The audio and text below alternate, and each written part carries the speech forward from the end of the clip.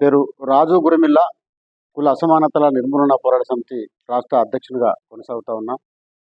స్వయం గౌరవం, సామాజిక న్యాయం, సామాజిక సమన్యాయం, రాజ్యాధికారం, కుల నిర్మూలన నినాదాలతో మాన్యవార్ పెరియార్ 140వ జయంతి సందర్భంగా గత 5 సంవత్సరాల క్రితం కుల అసమానతల నిర్మూలన పోరాట సమితి ప్రకటించుకున్న క్రమంలోనే 30 ఏళ్ల అవగాహన, 3 సంవత్సరాల ఆచరణ అనేటువంటి కార్యాచరణను మొదలుకొని నేటి 5వ వసంతంలోకి అడుగుపెట్టిన కుల అసమానతల నిర్మూలన పోరాట సమితి ప్రత్యేక సమావేశానికి హాజరైనటువంటి మహామాన్యులు పెద్దలు ఈ కార్యక్రమానికి రావడం అభినందిస్తూ, స్వాగతం పలుకుతూ, కుల అసమానతల నిర్మూలన పోరాట సమితి మాన్యులు, సామాజిక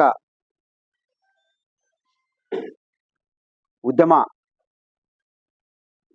నాయకులు, ఉద్యమ పితామహులైనటువంటి ఉప్పుమావులూరి సాంబశివరావు గారు ఇచ్చినటువంటి స్ఫూర్తిని కొనసాగిస్తూ, మమ్మల్ని నడిపిస్తూ కార్యకర్తలుగా తెలంగాణ రాష్ట్ర వ్యాప్తంగానే కాకుండా ఇతర రాష్ట్రాలలో కూడా దేశవ్యాప్తంగా సామాజిక ఉద్యమాలు నడిపిస్తూ మరి జాతీయ కన్వీనర్గా కొనసాగుతున్నటువంటి మాన్యులు మా బండారు లక్ష్మణ గారిని కూడా వేదిక మీద రావడమే కాకుండా ఈ కార్యక్రమానికి పెరియార్ స్వాభిమాన ఉద్యమాలు నేటి అవసరత అన్నటువంటి అంశం మీద అధ్యక్షత వహించడానికి కుల అసమానతల నిర్మూలన పోరాట సమితి రాష్ట్ర ఉపాధ్యక్షురాలు గన్నారపు సరోజన గారిని కూడా వేదిక మీదకి రావాల్సిందిగా ఆహ్వానిస్తున్నాం. ఈ అంశం మీద వక్తగా ఇంతకుముందే మాట్లాడినటువంటి సారు ప్రొఫెసర్ రత్నం సార్ కూడా ఈ అంశం మీద మాట్లాడతాడు. అసమానతల నిర్మూలన పోరాట సమితి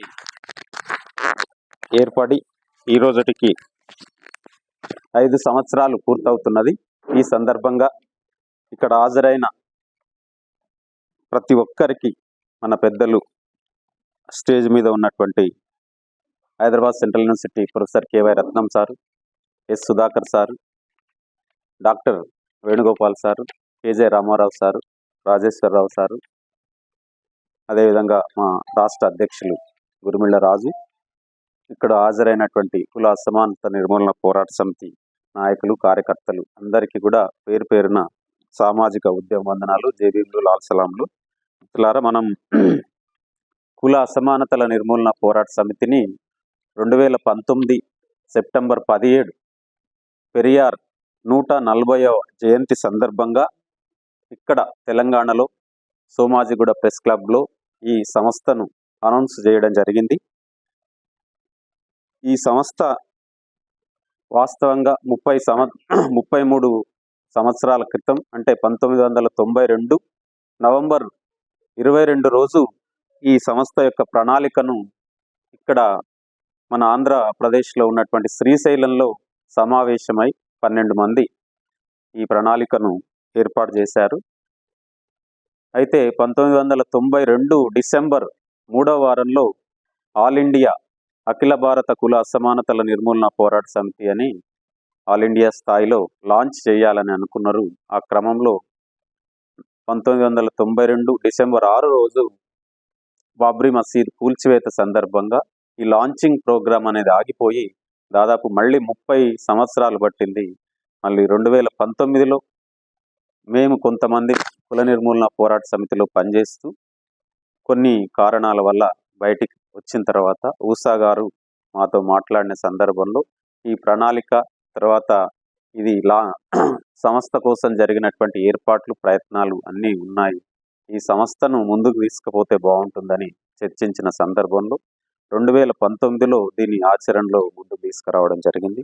Hyderabad central university professor K Y Ratnam sir వాస్తవంగా ప్రొఫెసర్గా ఎప్పుడో రావాలి, 2013 నుంచే ప్రొఫెసర్గా పదోన్నతి పొందాల్సినటువంటి అవసరం ఉండే. కానీ హైదరాబాద్ సెంట్రల్ యూనివర్సిటీని మనం చూసినట్లయితే దేశంలో కానీ ప్రపంచంలోని తలమానికమైనటువంటి యూనివర్సిటీ. ఎంత తలమానికమైనదో అంటే అన్ని దేశాలకు సంబంధించిన వాళ్ళు, అన్ని రాష్ట్రాలకు సంబంధించిన వాళ్ళు, అంటే అది ఒక మినీ ఇండియా లేదా మినీ ప్రపంచం అని మనం అనుకోవచ్చు. అటువంటి ఒక ఉన్నతమైన విశ్వవిద్యాలయంలో ఒక లెక్చరర్‌గా లేదా అసిస్టెంట్ ప్రొఫెసర్‌గా ఎంటర్ కావడము, ఒక ప్రొఫెసర్ కావడము అనేది అంటే ఒక political scientist sir political science అంటే ఒక పొలిటికల్ సైంటిస్ట్‌గా అక్కడ ఉండడం అనేది చాలా మనందరికీ కూడా గర్వకారణము. అంతేకాకుండా ప్రొఫెసర్‌గా ఉండడమే కాదు, చాలా మంది ప్రొఫెసర్‌లున్నారు. అన్ని యూనివర్సిటీల్లో అటు రాష్ట్ర, దేశ, ప్రపంచ స్థాయిలో ఉండి. కానీ ప్రజల కోసం, సామాజిక మార్పులో భాగంగా, సామాజిక సమస్యల కోసం నిరంతరం తన అకాడమిక్ పనే కాకుండా బయట వచ్చి మనలాంటి సంఘాలకు, సంస్థలకు, కార్యకర్తలకు మార్గనిర్దేశనం చేసి అవగాహన కలిగించేటటువంటి పరిస్థితులు అందరూ చేయరు. కానీ మన రత్నం సారు ఎల్లవేళలా అంటే తన డ్యూటీని కూడా ఇప్పుడు వాస్తవంగా 2002లో 10 మంది దళిత విద్యార్థులను రస్టికేషన్ చేశారు. అప్పుడు కుల నిర్మూలన పోరాట సమితి పెద్ద కార్యక్రమం తీసుకుని అక్కడ వెళ్ళి ధర్నా చేస్తే లాఠీ చార్జ్ చేశారు మా అందరి మీద. అప్పుడు సారు అక్కడ వార్డెన్‌గా ఉన్నాడు. పొదిలి అప్పారావు అని ఇంతకుముందు వైస్ ఛాన్సలర్‌గా పనిచేసిన ఆయన చీఫ్ వార్డెన్‌గా ఉన్నాడు. ఆ చీఫ్ వార్డెను దళిత విద్యార్థులను వీళ్ళంతా కూడా తినడానికొచ్చారు, వీళ్ళు తిని పడుకుంటున్నారు, చదువుకోవట్లేదు, పందుల్లాగా మెక్కుతున్నారని ఇటువంటి కామెంట్స్ చేసినప్పుడు మరి సారు ఆ దళిత విద్యార్థులకు లేదా మొత్తం విద్యార్థులకు మీరు వచ్చి ఇక్కడ యూనివర్సిటీలో చాలా చదువుకొని మరి మీరు 2 పిహెచ్‌డీలు అంటే రిసెర్చ్ మనకు ఫెలోషిప్ అంటే దేశ స్థాయిలో ఒకటి, రాష్ట్ర స్థాయిలో ఉన్నటువంటి ఫెలోషిప్స్‌లను మీరు పొందాలి. నెట్, సిఎస్ఐఆర్ నెట్ గాని, యూజీసీ నెట్ గాని, సైన్స్‌లో అయితే సిఎస్ఐఆర్ నెట్, అదే సోషల్ సైన్స్‌లో అయితే యూజీసీ నెట్. ఈ ఫెలోషిప్ పొందడం వల్ల నెలకు 8,000 ఇప్పుడు 30,000 ఇవి రావడం ద్వారా మీరు పుస్తకాలు కొనుక్కోవచ్చు. మీ కుటుంబాలకు కొంత ఖర్చులవుతాయి. మీరు మంచి తత్వవేత్తలుగా, సామాజికవేత్తలుగా లేదా మీ కుటుంబానికి, సమాజానికి ఉపయోగపడతారు అని వాళ్ళకు ప్రేరణనిచ్చి, అవగాహన కల్పించి వాళ్ళందరినీ మంచిగా చదివించడం ద్వారా వాళ్ళంతా మంచిగా చదువుకుని చాలా ఫెలోషిప్‌లు, పిహెచ్‌డీలు చేయడము, మరి వాళ్ళ చదువులో ముందుకెళ్ళడం అని జరిగితే దాన్ని తట్టుకోలేక అంటే దళితులు, కింది కులాల వాళ్ళు మరి ఈరోజు హైదరాబాద్ సెంట్రల్ యూనివర్సిటీలో ఏదో అరకొరగా ఒకరో, ఇద్దరో, ముగ్గురు చాలా తక్కువ సీట్లొచ్చేది. అటువంటి వాళ్ళు ఈరోజు మరి ప్రొఫెసర్లుగా లేకపోతే మేధావులుగా ఎదుగుతున్నారనేటటువంటి ఈర్ష్య, అసూయ లేదా కుల అహంకారం చేత ఆ రోజు మాట్లాడడము, సార్‌ను కూడా కించపరచడము, తర్వాత రస్టికేషన్ చేయడము ఇవన్నీ చేశారు. అట్లా చేసిన సందర్భంలో సార్ మీద చాలా వివక్ష జరిగింది. చాలా అణిచివేత చేశారు.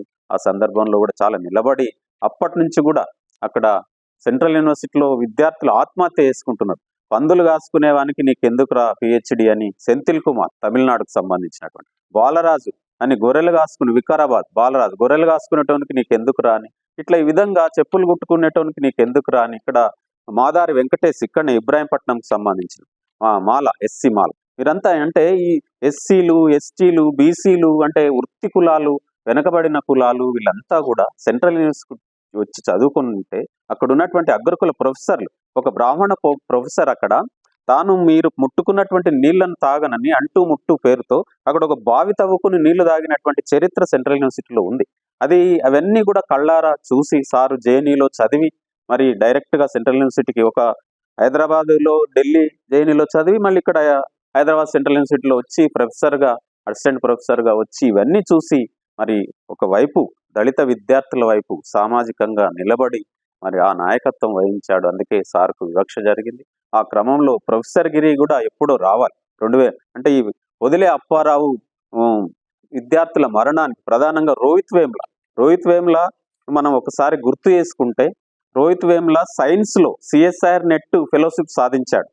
బయో సైన్స్లో ఆయన రీసెర్చ్ చేస్తా ఉన్నాడు. అక్కడ ఉన్నటువంటి ప్రొఫెసర్ల యొక్క వివక్షకు, అణచివేతకు, ఆ యొక్క ఫెలోషిప్ ఇవ్వకుండా మరి వేధింపులకు గురి చేస్తే దాంట్లో నుంచి బయటపడి అంత థీసిస్ రాశాడు. వదిలే అప్పారావు అక్కడ ప్రొఫెసర్గా ఉన్నాడు. మరి థీసిస్ రాసి అక్కడ నుంచి బయటపడి సోషల్ సైన్స్కి వచ్చాడు. సోషల్ సైన్స్కి వచ్చి ఇక్కడ కూడా యూజీసీ నెట్ ఫెలోషిప్ కొట్టాడు.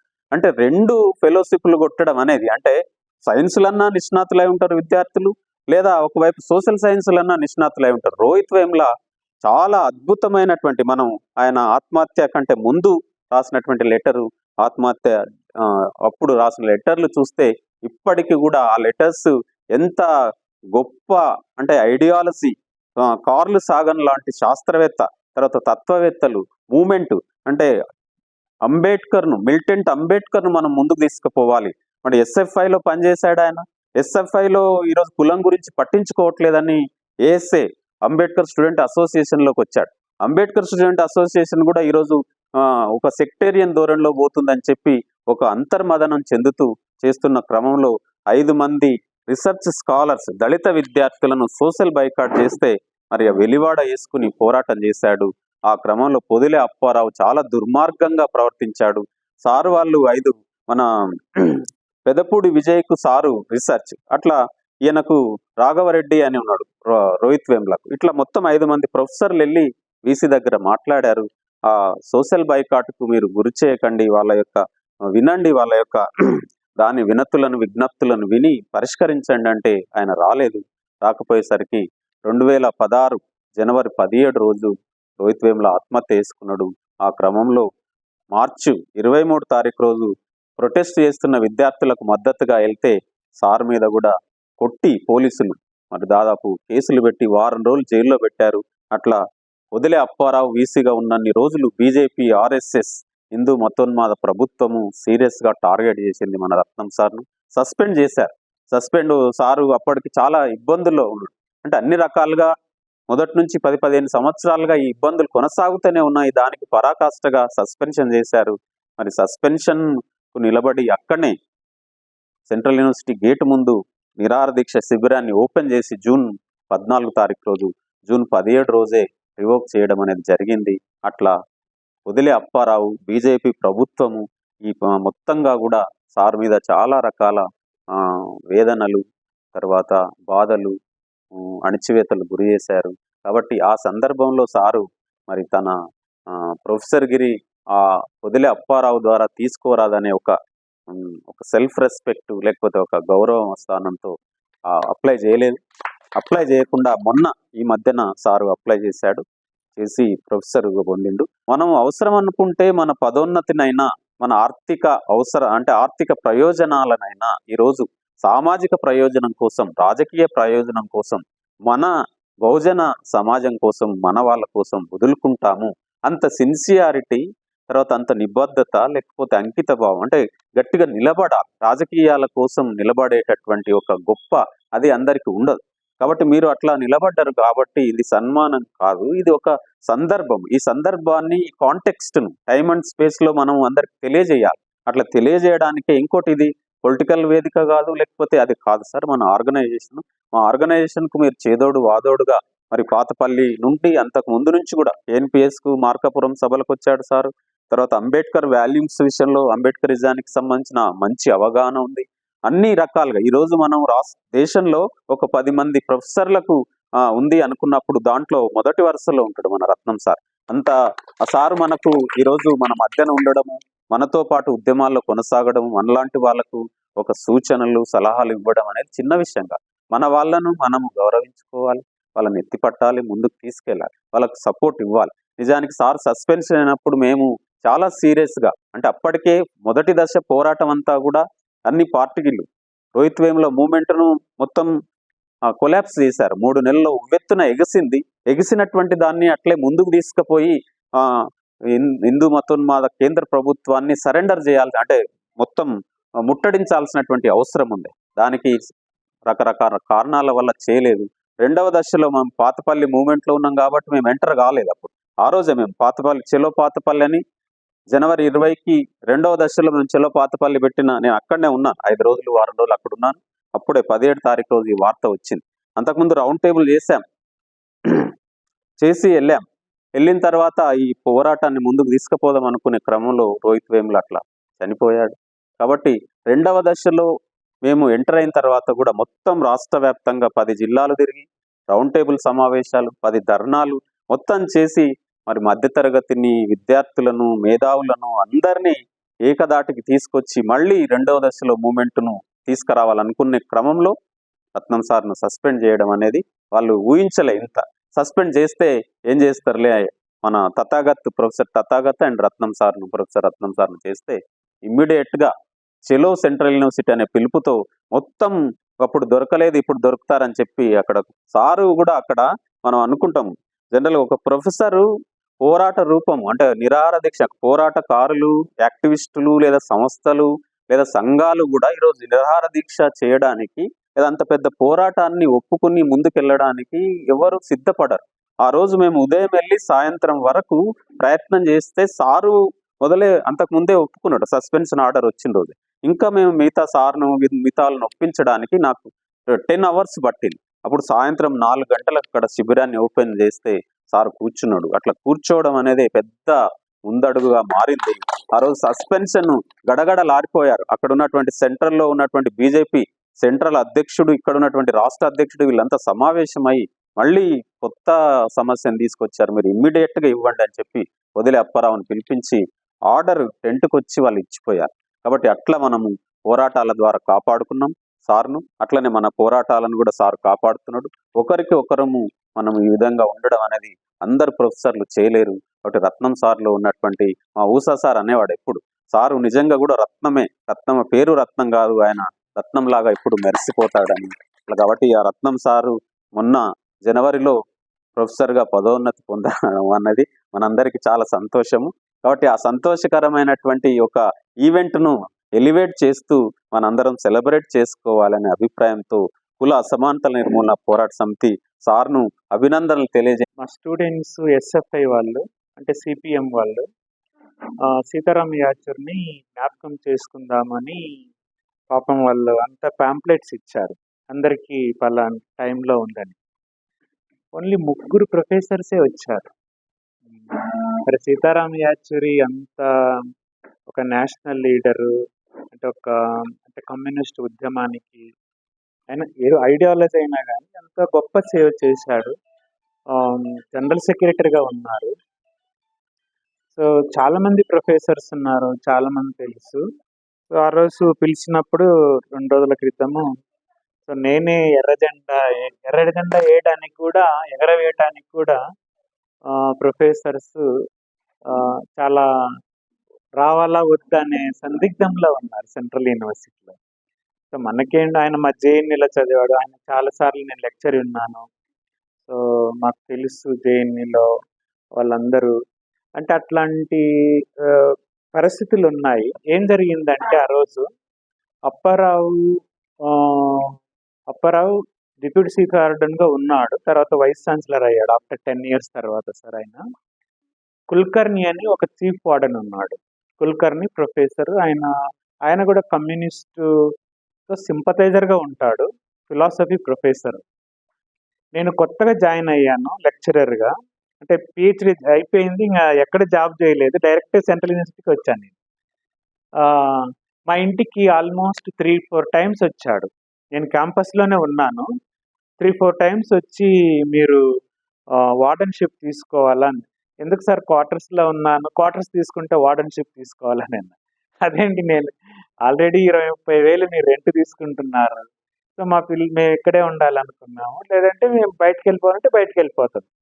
లేదండి మీరు జేఎన్యూ నుంచి వచ్చారు, వార్డెన్షిప్ తీసుకోవాలని ఆల్మోస్ట్ 3-4 times వచ్చాడు మా ఇంటికి. వచ్చి వార్డెన్షిప్ తీసుకోమన్నా, సరే అన్నాను. నేను వార్డెన్ను, తర్వాత ఆర్ఎస్ రావు సార్ ఉన్నారు, మనకు తెలుసు, ఆర్ఎస్ రావు సార్ మనకు తెలుసు, వాళ్ళ కొడుకు కూడా ఒక వార్డెన్. సో మేమంతా వార్డెన్గా ఉన్నప్పుడు, ఇది 2000లో, నేను జాయిన్ అయిన 98లో. సో వాళ్ళు ఏం చేశారంటే వార్డెన్గా ఉన్నప్పుడు ఈ స్వీపర్స్ను, స్టూడెంట్స్ మెస్ను ప్రైవేటైజ్ చేయాలన్నారు. కొత్తగానే వచ్చినప్పుడు మేము అపోజ్ చేసాం దాన్ని. ప్రైవేటైజేషన్ ఆఫ్ మెస్ అనేది అపోజ్ చేశాము. ఒక చిన్న ఇన్సిడెంట్ కూడా జరిగింది అక్కడ. ఏంటంటే అమ్మాయిలు అబ్బాయిల హాస్టల్కు రాకూడదు అనే దాని మీద వార్డెన్ రాత్రి 10 గంటలకు ఫోన్ చేశాడు, నైట్. ఇట్లా నేను ఎన్ఆర్ఎస్ హాస్టల్కు ఉన్నాను, రీసెర్చ్ స్కాలర్ హాస్టల్కి ఉన్నాను. అంటే ఈ విషయం చెప్పడం ఎందుకని చెప్తున్నానంటే, 10 గంటలకు ఫోన్ చేసి మీరు అబ్బాయిలు రీసెర్చ్ హాస్టల్ అంతా పిహెచ్డి వాళ్ళే ఉంటారు. అప్పారావు దేనికి వాడనుకున్నట్టు ఎంఏ హాస్టల్కి వాడనుకున్నాడు, నేను పిహెచ్డి వాళ్ళకు వాడనుకున్నాను. యాక్చువల్గా ఇది చాలా రిచ్ అనమాట ఈ హాస్టల్. పిహెచ్డి వాళ్ళంటే చాలా బాగుంటారు. సో అంటే ఒక అమ్మాయి, ఫారిన్ అమ్మాయి మీ హాస్టల్లో అబ్బాయి రూమ్లో ఉంది, మనం రూమ్ చెక్ చేయాలని అన్నాడు. నేను చెప్పాను, అసలు అబ్బాయిలు ఉంటే ఏంటి తప్పేంటి, రూమ్ చెక్ చేయటం ఏంటి, ఇప్పుడు ల్యాబొరేటరీ ఉంటుంది, ల్యాబ్లో అమ్మాయిలు అబ్బాయిలే ఉంటారు. వాళ్ళు నైట్ 10 కాదు కదా, రాత్రంతా ఉంటారు. ల్యాబ్స్ ఉన్నాయి యూనివర్సిటీలో. ఆ ల్యాబ్స్లో అమ్మాయిలు అబ్బాయిలు రాత్రంతా ఉంటారు. మనం చెక్ చేస్తాం అక్కడ. అది హాస్టల్కి ఇది యూనివర్సిటీ అండి. మీరు చెక్ చేయటం ఏంటి? లేదు లేదు, మీరు జేఎన్యూ ప్రిన్సిపల్స్ ఇక్కడ తీసుకురాకూడదు, మనం వెళ్ళి చెక్ చేయాలన్నారు. నేను రాను, మీరు వెళ్ళిపోండి అన్నారు. మీరు వాడని, మీరు రావాలన్నారు. అదే నేను అది పిహెచ్డి స్కాలర్స్ అంటే అంత 18 ఏండ్లు, 20 ఏండ్లు, 25 ఏండ్లు, 30 ఏండ్ల వాళ్ళు ఉంటారు అక్కడ. అక్కడికి వెళ్ళి మనం చెక్ చేస్తాం ఏంటి? అసలు చాలా తప్పు అండి, అట్లా వెళ్ళకూడదు అంటే, లేదు లేదు మీరు రావాలని. నేను రాను, మీరు వెళ్ళండి. ఒక యాక్సిడెంట్ జరిగిందండి. యాక్సిడెంట్ జరిగితే ఒక అబ్బాయి స్పాట్ డెడ్, మా క్యాంపస్ గేట్ ముందే స్పాట్ డెడ్ చనిపోయాడు, ముస్లిం అబ్బాయి. 6 మందికి తీవ్ర గాయాలయ్యాయి సార్. ఇక బ్రెయిన్ బయటకు వచ్చింది. ఆ చనిపోయిన అబ్బాయి హాస్టల్ వార్డెన్ నేను. సో అక్కడ పెద్ద గొడవ జరిగితే నేను ఒక కమిటీ వేసి యూనివర్సిటీ హాస్పిటల్కు గేటు దగ్గరికి వాళ్ళు నడిచొచ్చినా కూడా 3 నిమిషాలు పట్టదు. అలాంటిది 2 గంటలు పట్టింది. డెడ్ బాడీ అక్కడ ఉన్నది. ఒక అబ్బాయి చెయ్యి తెగి 2 కిలోమీటర్స్ వరకు వెళ్ళిపోయింది. చెయ్యి ఇక్కడ పడిపోయింది. ఇంకో అబ్బాయి అక్కడే ఉన్నాడు. ఒక అబ్బాయికి బ్రెయిన్ బయటకు వచ్చిపోయింది. హాస్పిటల్ ఎంత దూరం? యూనివర్సిటీ చాలా దగ్గర. ఒక వ్యాన్ ఉంది, వాళ్ళకు అంబులెన్స్ ఉంది. మీరు ఎందుకు రాలేదని ఒక కమిటీ వేసి వాళ్ళందరిని అడిగినందుకు ఆ అబ్బాయి కాంపెన్సేషన్ కూడా యూనివర్సిటీయే లేదు. మా యూనివర్సిటీని ఒక వార్డెన్గా నేను 1.5 lakh ఇచ్చాను, ఒక వార్డెన్గా. యూనివర్సిటీ ఇవ్వలేదు. మా హాస్టల్లో చాలా డబ్బులు ఉంది, ఆ డబ్బులంతా వేరే వాళ్ళకి ఇవ్వమన్నారు. అది స్టూడెంట్స్ డబ్బు, మనం ఎట్లా తీసుకుంటాము? వాళ్ళ నాయన చాలా పేదవాడు, గుంటూరు అబ్బాయి, పిహెచ్డి చేస్తున్న ముస్లిం అబ్బాయి. ఆ చెయ్యి తెగిపడితే అపోలోకి తీసుకువెళ్ళిపోతే మీరు వితిన్ ½ an hourలో తీసుకొచ్చింటే ఆ చెయ్యి కట్టుకుండేది.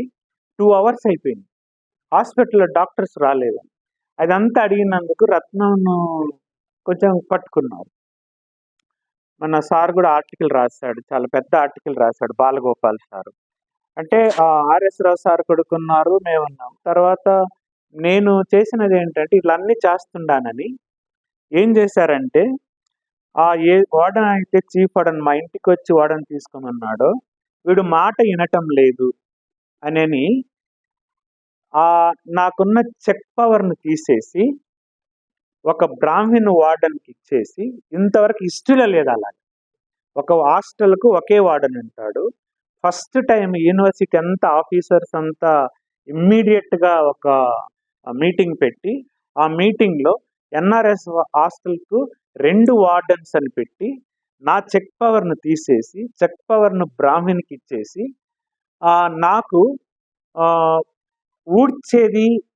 ఊడ్చేది, బాత్రూములు శుభ్రం చేసేది, తర్వాత జనరల్ మెయింటెనెన్స్ నాకు ఇచ్చారు. అంటే ఫస్ట్ టైం ఇన్ హిస్టరీలో వార్డెన్స్ డ్యూటీని బైఫర్కేట్ చేసి, ఆ బైఫర్కేషన్ ఏంటి? చెక్ పవర్ను వాళ్ళకి ఇవ్వాలి, నాకేమో ఈ డ్యూటీస్ ఇచ్చారు. అది చాలా హ్యూమిలియేషన్. అంటే నేను దళితును కాబట్టి అనేది వాళ్ళకి అక్కడ అది చాలా ఇంపార్టెంట్. అది స్టూడెంట్ వెళ్ళి అడిగారు, ఒక దళిత్ అది చాలా మొత్తం నేషనల్ న్యూస్ అయిపోయింది. ఒక దళిత్ వార్డెన్కు ఒక బాత్రూములు ఇచ్చే పని పెట్టి క్లీన్ అంటే స్వీపర్స్కు నేను ఉండాలన్నమాట వార్డెన్గా. అన్నిటికి ఇంతకుముందు చెక్ పవర్ ఎందుకు తీసేస్తారు? ఏదన్నా కరప్షన్ చేస్తే తీసేస్తారు. అది అడిగినందుకు 10 మందిని రస్టికేట్ చేసినారు. రస్టికేట్ చేసిన తర్వాత మా హాస్టల్లో చాలా మనీ ఉంది, రిచ్ అందరికీ ఫెలోషిప్స్ వస్తాయి. వేరే హాస్టల్లో ఎంఏ హాస్టల్స్ వాళ్ళకి ఎప్పుడైనా డబ్బులు కావాలంటే మేమే 2 లక్షలు 3 లక్షలు ఇస్తే వాళ్ళు ప్రొవిజన్స్ కొనుక్కుంటారు. అట్లా నేనేమన్నా కరప్షన్ చేశానని నన్ను రస్టికేషన్ చేసిన తర్వాత నేను వార్డెన్కి ఇంటికి వెళ్ళిపోయాను. నా వార్డెన్ రూమ్కు లాక్ చేశారు. లాక్ చేసి 1 month ఇక్కడ మన ఏజీ ఆఫీస్ ఉంటుంది కదా, మన ఏజీ ఆఫీస్ నుంచి 2 స్పెషల్ ఆఫీసర్స్ను తీసుకొచ్చి మొత్తం రూమ్ లాక్ చేసి రికార్డ్స్ మొత్తం 1 month చెక్ చేయించారు. ఆ చెక్ చేసిన తరువాత ఆ ఆఫీసర్స్ నాకు ఫోన్ చేసి, సార్ మేము మీ యూనివర్సిటీ అనవసరంగా మమ్మల్ని పిలిపించి 1 మంత్ పెట్టింది, ఎలాంటి ప్రాబ్లం లేదు, ఏ ఒక్క పైసా కూడా కరప్షన్ లేదని వాళ్ళు రిపోర్ట్ రాసి నాకు ఇచ్చారు ఫస్ట్. అంటే నేను ఎందుకు చెప్తున్నానంటే, ఇప్పుడు వీడు మాట వినటం లేదని, కరప్షన్ చేస్తే సెక్షువల్గా ఏదైనా చేసినా, కరప్షన్ చేసినా తీసేయడానికి ఈజీ. సో కరప్షన్ చేశాడని 1 మంత్ నా మీద రికార్డ్స్ అన్నీ వాళ్ళు లాక్ చేసి రూము, వాళ్ళకి అక్కడే పెట్టి భోజనాలు అన్నీ అక్కడే పెట్టి వాళ్ళకి పెట్టి చేస్తే వాళ్ళు నాకు చెప్పారు, ఒక్క పైసా కూడా లేదు ఇక్కడ, అనవసరం ఎందుకు మీరు ఆయన హరాస్ చేస్తున్నారని చెప్పారు. అంటే ఒక ఎస్సీల ప్రొఫెసర్స్ అయినా కూడా, లెక్చరర్ అయినా కూడా ఒక క్లీనింగ్ జాబ్ ఇవ్వాలి, అంటే ఒక హ్యూమిలేట్ చేయాల అతన్ని అనేది. అంటే యూనివర్సిటీలో చాలా విషయాలు జరిగాయి, వాటన్నిటిలో నేను ఉంటున్నా. వీడు మాట వినటం లేదు అనేది వాళ్ళకి తెలిసి అలా చేశారు. అప్పారావు వైస్ ఛాన్సలర్ వాళ్ళ ముందు ఏడ్చాడంట. ఏమని ఏడ్చాడు, మీరు ఆయనను సస్పెండ్ చేయాలా యూనివర్సిటీ నుంచి అని. 2002లో, 2019లో కాదండి, 17లో కాదు, రోహిత్ తర్వాత కాదు, 2002లోనే అప్పారావు ఏడ్చాడు. రత్నంను సస్పెండ్ చేయాలని ఎగ్జిక్యూటివ్ కమిటీ ముందు ఏడిస్తే, అప్పుడు వాళ్ళంతా ఆల్మోస్ట్ 2002లో నన్ను సస్పెండ్ చేయడానికి తయారైతే, అప్పుడు కొంతమంది ప్రొఫెసర్లు అంటే ముఖ్యంగా హరగోపాల్ సారే చెప్పాలంటే, సో ఆయనను సస్పెండ్ చేస్తే చాలా పెద్ద ప్రాబ్లం అవుతుంది, ఇప్పుడు నేను కూడా రోడ్డు మీదకి రావాలి, సో అప్పుడు యూనివర్సిటీ బంద్ చేయాల్సి వస్తుంది అంటే, అప్పుడు వాళ్ళు నోరు మూసుకొని సస్పెన్షన్ చేయలేదు 2002లో. సో ఏం చేయలేదు, నాకు ఈవెన్ సోకాజ్ నోటీస్ కూడా ఇవ్వలేదు. అవన్నీ జ్ఞాపకం పెట్టుకొని రోహిత్ చనిపోయిన తర్వాత నన్ను అరెస్ట్ చేసిన తర్వాత కూడా ఎగ్జిక్యూటివ్ కమిటీ మీటింగ్లో పెట్టి, రోహిత్ విషయము జాన్వర్లో జరిగింది. ఇది జరిగింది ఆయన రావటానికి మార్చిలో వచ్చాడు. ఆయన మార్చిలో రోహిత్ చనిపోయిన తర్వాత పారిపోయాడు. మార్చిలో వెనక్కి వచ్చాడు.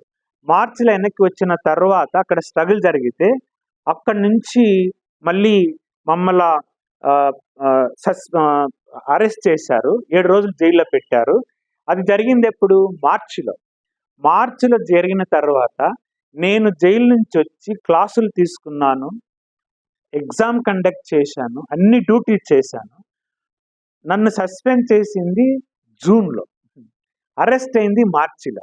ఏం చేశారు వాళ్ళు, అప్పుడు కూడా అప్పారావు మనం ఇప్పుడు కూడా ఏం చేయకపోతే ఎట్లా, ఇతను వచ్చి పాఠాలు చెప్పుకుంటున్నాడు, ఏదైనా చేయాలని మళ్ళా ఎగ్జిక్యూటివ్ కమిటీ ముందు అతన్ని చెప్పుకుంటే, అప్పుడు మేము అరెస్ట్ అయింది మార్చిలో అయితే, మార్చిలో వచ్చి ఏప్రిల్ మేలో మొత్తం పాఠాలు చెప్పి రిజల్ట్స్ ఇచ్చి అంత చేసిన తర్వాత జూన్లో మమ్మల్ని సస్పెండ్ చేశాడు. ఎంత దారుణం, అట్లా చేశారు. అందువల్ల వాళ్ళకి చాలా ప్రాబ్లం. నేను కూడా అప్పుడు I don't want to apply for the professorship, ఎందుకంటే అక్కడ ఉన్నాడండి అప్పారావు, అక్కడ కూర్చున్నాడు, అక్కడ స్టూడెంట్స్ను, ఆడపిల్లలను, మగపిల్లలను, ఆడపిల్లల బట్టలు లేవు, బట్టలు కూడా తీసేసి మగపిల్లలను అక్కడ కొడుతున్నారు పోలీసు వాళ్ళు. అక్కడ చాలా మంది ప్రొఫెసర్స్ అంతా వెళ్ళిపోయారు. నేను, శోభా మేడం, మేము వెళ్ళి అదొక రణరంగంగా ఉంటే పోలీసు వాళ్ళ లాఠీ పట్టుకొని మీరు కొట్టొద్దు అని. వాడు నువ్వెవడు అన్నాడు. అయ్యా నేను ఇక్కడ టీచర్ను, నా ముందు కొట్టొద్దు మా స్టూడెంట్స్ను, మీరు కావాలంటే బయటికి వెళ్ళి కొట్టండి, నేను క్యాంపస్లో నా స్టూడెంట్స్ ఉన్నందుకు నేను ఒక గార్డియన్ వాళ్ళు, మీరు నన్ను నా ముందే వాళ్ళని ఎలా కొడతారంటే నువ్వు వెళ్ళిపోమన్నాడు పోలీసు వాళ్ళు.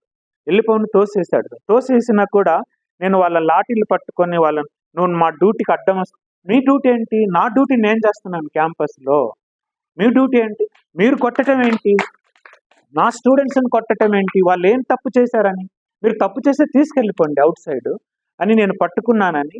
అట్లా ఒక ½ an hour నేను వాళ్ళందరితో తిరుగుతూ అట్లా ఉంటే వాళ్ళు చూస్తున్నారు లోపల. అప్పారావు లోపల ఉన్నాడు, ఇట్లాంటి బంగ్లాలో, వీసీ బంగ్లాలో ఉన్నాడు, వీసీ బంగ్లా ముందు జరిగింది. అప్పుడు వాళ్ళు పోలీసు వాళ్ళకు చెప్పారు, రత్నం అంటే వాడే, తీసుకెళ్ళిపోండి అంటే, అప్పుడు నన్ను తీసుకొని పోయి వ్యాన్లు ఎక్కించారు. తర్వాత నన్ను తీసుకొని ఎక్కించిన తర్వాత మా వేరే వ్యాన్లో తథాగత అయితే తథాగత బట్టలు సగం చినిగిపోయే పాపం ఆ అబ్బాయి, అంత కొట్టారు. ఒక ప్రొఫెసర్ ఆయన, బట్టలన్నీ చినిగిపోయినాయి అబ్బాయి, చాలా కొట్టారు ఆ అబ్బాయిని. ఇంకా అట్లా మొత్తం 25 మంది స్టూడెంట్స్ని, ఇద్దరిని ఫ్యాకల్టీని ఆ రోజు ఈవినింగ్ తీసుకెళ్ళిపోయి అరెస్ట్ చేసి మార్చిలో జరిగితే మమ్మల జూన్లో సస్పెండ్ చేశారు. ఎంత దారుణం! సెంట్రల్ యూనివర్సిటీలో అసలు ఎప్పుడు ఇలా జరగలేదు, ఏ సెంట్రల్ యూనివర్సిటీలో కూడా ఇలా జరగలేదు. అంటే సెంట్రల్ యూనివర్సిటీ ఒక కులానికి, జేఎన్యూలో 10 ఏళ్ళు చదువుకున్నాను, అక్కడ మార్క్సిజానికి ఉందని, ఈ సెంట్రల్ యూనివర్సిటీలో అంబేద్కరిజానికి, కులానికి, ఈ రెండు యూనివర్సిటీలు ఇండియాలోనే ప్రాబ్లం అని ఈ రెండు యూనివర్సిటీల మీద బీజేపీ చాలా ఉక్కుపాదాన్ని ఆపాయి. జేఎన్యూను అట్టనే చేసేది, సెంట్రల్ యూనివర్సిటీని. సో అందువల్ల నాకు సార్ వాళ్ళు ఈ ప్రొఫెసర్షిప్ అనేది నేను వస్తుందో రాదో అనుకున్నాను, నేను అప్లై చేయొద్దు అనుకున్నాను, కానీ చెయ్యాలి ఎందుకు మనది, సో చేశాం. ఈ నిజంగా సారు ప్రొఫెసరు అది వ్యక్తిగతంగా కాదు, చాలా మంది అంటుంటారు కులం ఇంకా ఎక్కడుంది, కులం పోయింది అని. మన మిత్రులు కూడా చాలా మంది అంటుంటారు. కులం ఉందో లేదా అనేది పక్కన పెడితే కులతత్వంగా బాగా కన్సాలిడేట్ అవుతుంది. లక్ష్మయ్య చెప్పేదాకా నిజంగా ఆ వివరాలు తెలియదు మనకి, చాలా మందికి తెలియదు. నాకు కొంత తెలుసు కానీ అంత వివరంగా తెలియదు. ఇవి తెలుసుకోవాల్సిన అవసరం ఉంది. ఆ కులతత్వం, కుల వివక్ష, కుల అహంకారం, కుల ఆధిపత్యం రూపం మార్చుకుంటుంది. తరతరాలుగా అది రూపం మార్చుకుంటుంది కానీ అది పోవట్లేదు. మరి అంత గొప్ప యూనివర్సిటీలో కూడా ఇంకా ఆ స్థాయిలో ఉందంటే ఈ ప్రజాస్వామ్యం ఏంది, రాజ్యాంగం ఏంది, ఇవన్నీ మీనింగ్లెస్.